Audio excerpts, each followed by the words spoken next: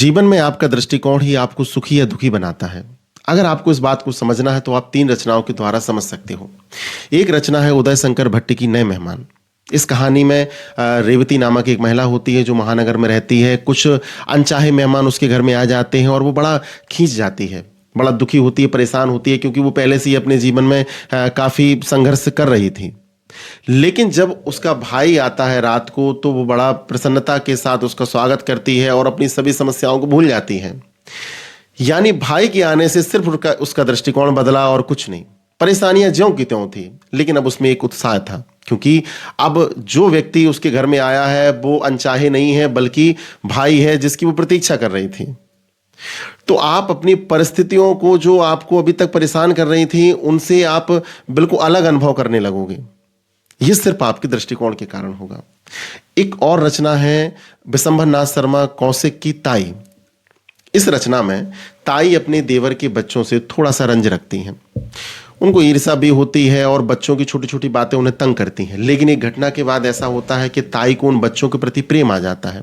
यानी जो ताई उन बच्चों से घृणा करती थी, एक घटना ने उनका दृष्टिकोण बदल दिया।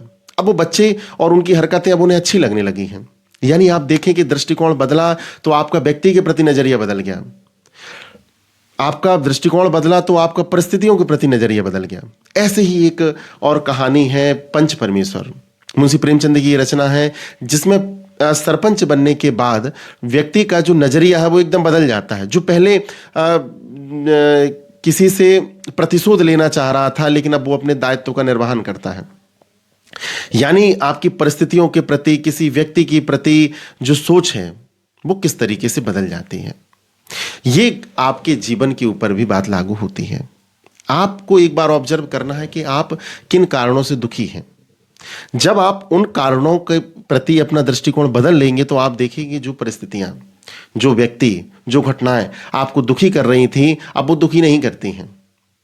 अगर कोई व्यक्ति आपको छोड़कर चला गया है और आप जीवन में उसके कारण रिक्ति का अनुभव कर रहे हैं और दुखी महसूस कर रहे हैं, तो केवल ये आपके नजरिए के कारण है, क्योंकि आप देख नहीं पा रहे हैं कि एक व्यक्ति गया है, लेकिन कितने सारे और लोग हैं जो आपको प्रसन्न देखना चाहते हैं। और जो व्यक्ति गया भी है वो आपके साथ भी होता तो उससे कुछ खास बदलने वाला नहीं था, क्योंकि वो जिसके साथ है वो भी कोई खास सुखी नहीं है। आप अगर किसी जॉब के लिए बड़े उदास हो रहे हो कि आपको मिली नहीं है, आपके मन में वही चलता है कि ये नौकरी मिल जाती तो मैं सुखी हो जाता, तो ऐसा नहीं है। जिनको मिल गई वो भी कोई खास सुखी है नहीं है। नौकरी मतलब नौकर होना है, ये बात बिल्कुल सत्य है। आप बंधन में बन जाओगे, अभी आप स्वतंत्र हो, आपके अंदर वो क्षमताएं हैं जिनका उपयोग करके आप जीवन में बहुत कुछ अच्छा कर सकते हो। अगर कोई परिस्थिति आपको बार बार संघर्ष के अनुभव कराती है, दुख का अनुभव कराती है, तो आप ये देखें कि आपके पास उस संघर्ष से लड़ने के लिए असीम ऊर्जा है। आप एक साधारण व्यक्तित्व वाले व्यक्ति हो ही नहीं, आपके अंदर असाधारण ऊर्जा है और वो परिस्थिति आपके सामने कुछ भी नहीं है। कभी भी आपके मन में ये विचार आए कि आपका जीवन बड़ा संघर्षमय है, बड़ा दुखी वाला है, तो आप देखेंगे कि आपके पास जो जीवन है वो इतना कीमती है जिसमें ये घटनाएं, ये परिस्थितियां कोई मायने रखती ही नहीं हैं। आपके पास एक अनमोल धरोहर है, वो है आपका जीवन। आपके पास एक असीम ऊर्जा है जिसका सिर्फ आपको अनुभव करना है। तो आप देखेंगे कि आपका दृष्टिकोण बदला और आपके जीवन में सब कुछ बदल गया और आप प्रसन्नता का अनुभव करोगे। धन्यवाद।